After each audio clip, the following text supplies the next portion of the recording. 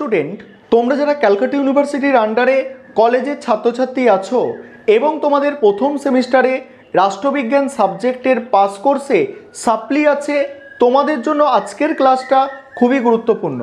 আজকের ক্লাসে তোমাদের প্রথম সেমিস্টার অর্থাৎ সেমিস্টার 1-এর পলিটিক্যাল সায়েন্স জেনারেল সাপ্লির সাজেশান নিয়ে আলোচনা করব।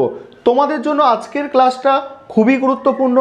আজকে যে প্রশ্নগুলো আমি বলছি, এই প্রশ্নগুলো তোমরা যদি দেখে যাও অবশ্যই তোমাদের সাপ্লি ক্লিয়ার হয়ে যাবে এবং ভালো নম্বর পেয়ে তোমরা পাস করে যাবে।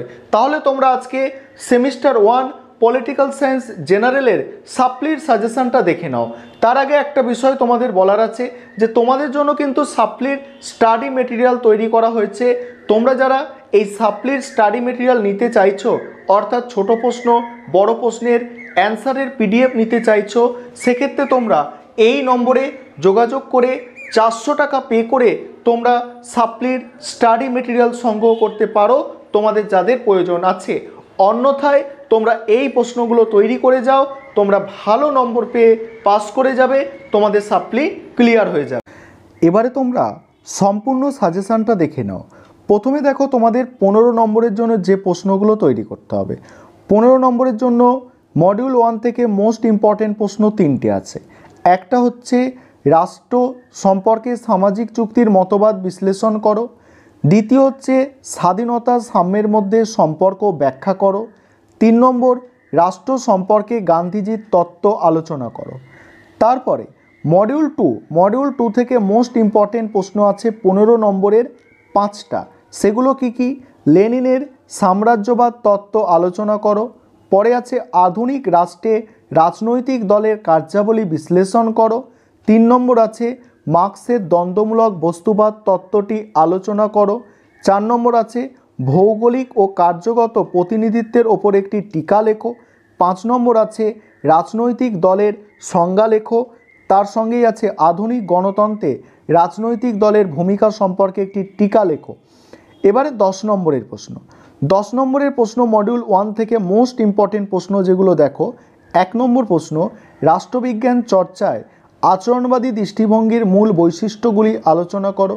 2 নম্বর প্রশ্ন জাতীয়তাবাদের সংজ্ঞা দাও। তোমার কি মনে হয় যে জাতীয়তাবাদ আঞ্চলিকতাবাদের সামনে একটি চ্যালেঞ্জ হতে পারে? উত্তরের সপক্ষে যুক্তি দাও। 3 নম্বর প্রশ্ন গণতন্ত্রের প্রকৃতি আলোচনা করো। 4 নম্বর প্রশ্ন রাষ্ট্রবিজ্ঞানের পরিধি আলোচনা করো। 5 নম্বর প্রশ্ন আইনের সংজ্ঞা দাও। আইনের উৎসগুলি আলোচনা করো। মডিউল 2 থেকে দেখো, মডিউল 2 থেকে মোস্ট ইম্পর্টেন্ট প্রশ্ন যেগুলো, ঐতিহাসিক বস্তুবাদের মূল সূত্রগুলি সংক্ষেপে লেখো। পরের প্রশ্ন আছে দেখো ফ্যাসিবাদের তাৎপর্য বিশ্লেষণ করো। পরের প্রশ্ন মার্ক্সের শ্রেণী সংগ্রামের তত্ত্বটি সংক্ষেপে আলোচনা করো। 4 নম্বর প্রশ্ন মার্ক্সের বিপ্লব তত্ত্ব ব্যাখ্যা করো।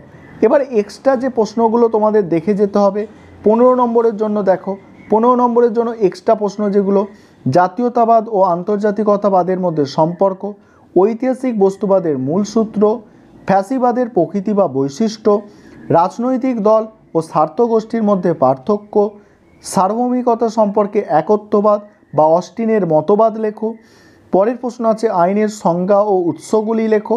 7 নম্বর আছে সার্বভৌমিকতা সম্পর্কে বহুত্ববাদ তত্ত্বটি লেখো। 10 নম্বরের জন্য এক্সট্রা যেগুলো দেখতে হবে স্বাধীনতা সাম্যের মধ্যে সম্পর্ক, লেনিনের সাম্রাজ্যবাদ তত্ত্ব, আধুনিক রাষ্ট্রে রাজনৈতিক দলের কার্যাবলী, ভৌগোলিক প্রতিনিধিত্ব সম্পর্কে লেখো, পেশাগত প্রতিনিধিত্ব সম্পর্কে লেখো, জনগণের সার্বভৌমিকতার তত্ত্বটি লেখো। এই ছিল তোমাদের সাজেশন।